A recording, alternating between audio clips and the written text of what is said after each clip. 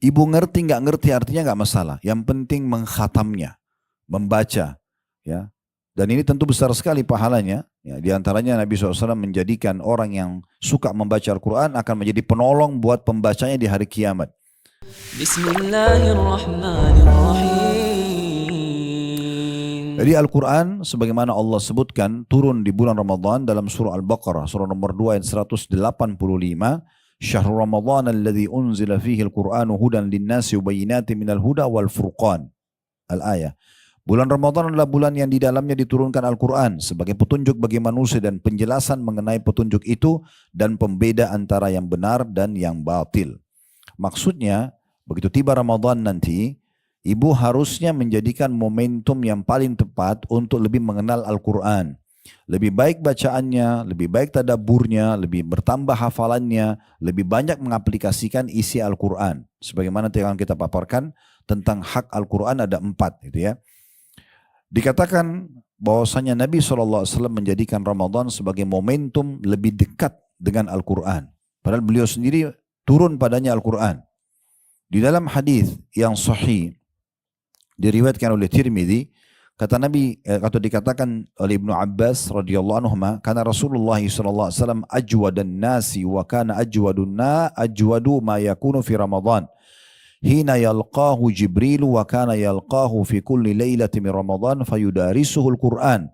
Fala Rasulullah SAW ajwadu bil khairi min rihil mursala.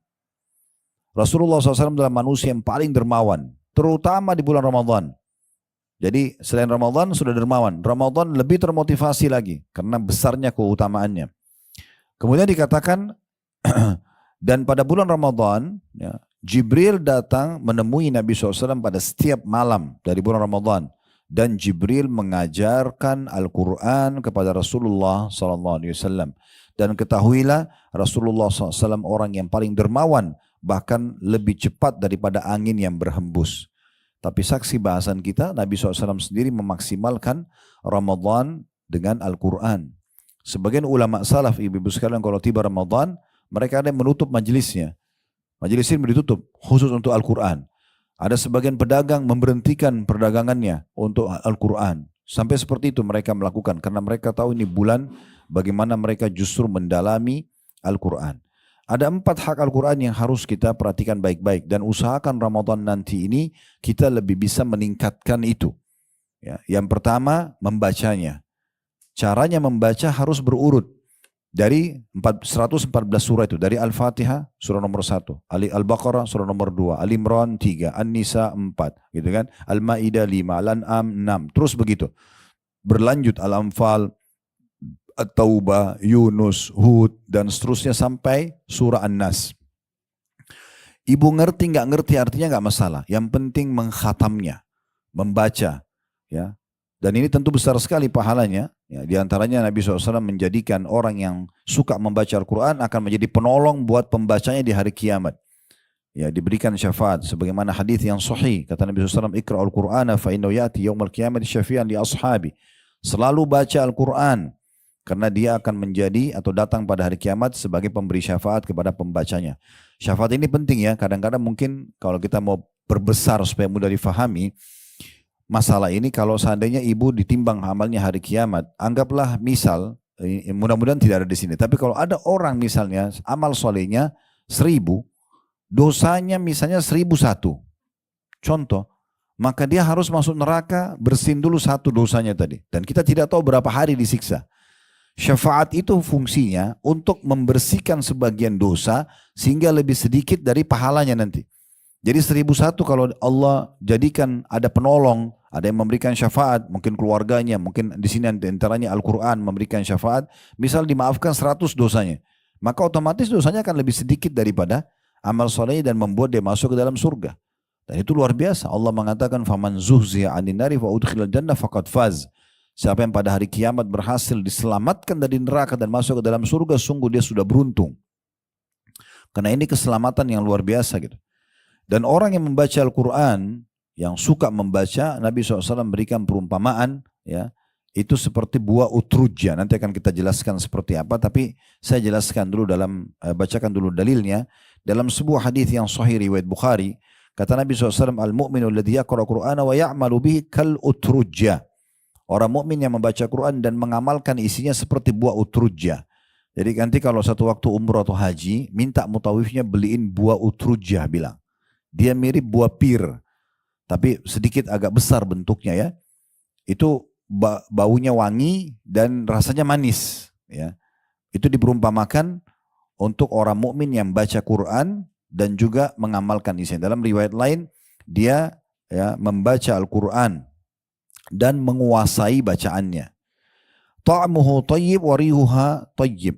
Ta'muha tayyib wa rihuha tayyib. Rasanya manis dan juga baunya wangi. Saya lihat di beberapa hotel di Mekah itu ada disiapin buah itu. Dia mirip-mirip pir sedikit, cuma bentuknya agak beda ya. Itu buahnya. Ya.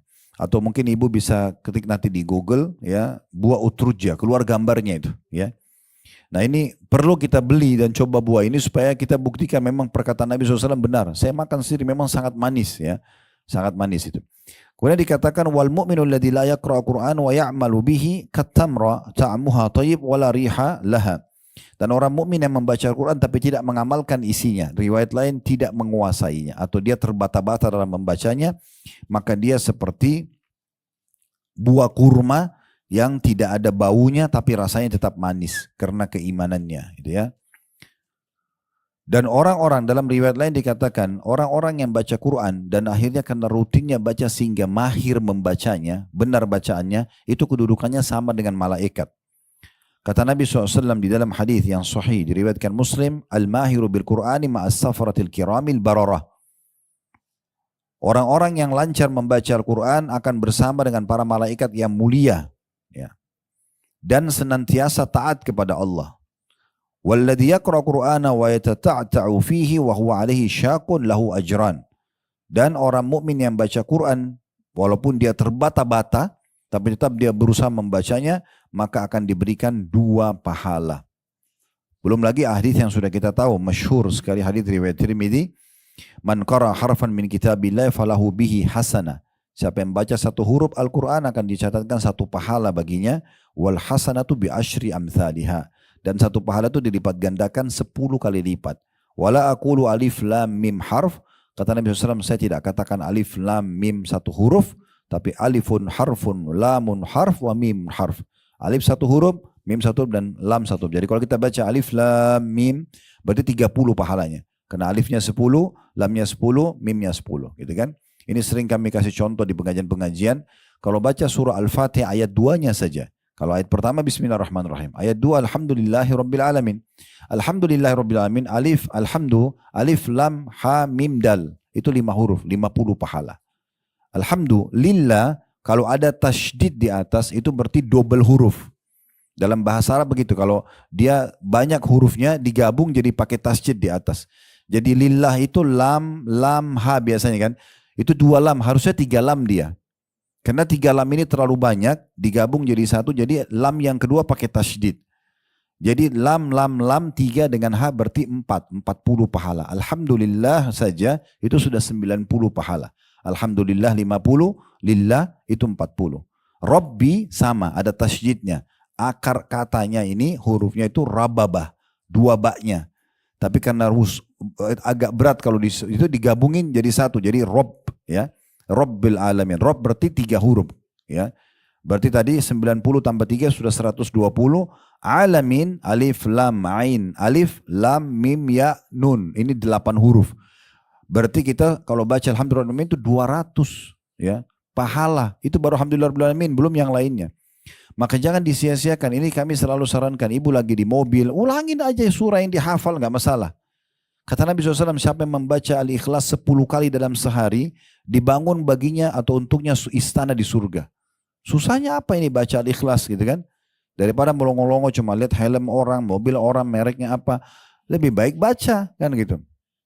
Ulang-ulangin, atau misalnya baca Al-Quran di aplikasi handphone kita gitu kan. Kadang-kadang kita lebih lama melihat aplikasi WA dan yang lainnya dibandingkan kita lihat Al-Quran. Padahal sebenarnya setiap hurufnya luar biasa pahalanya. Ya.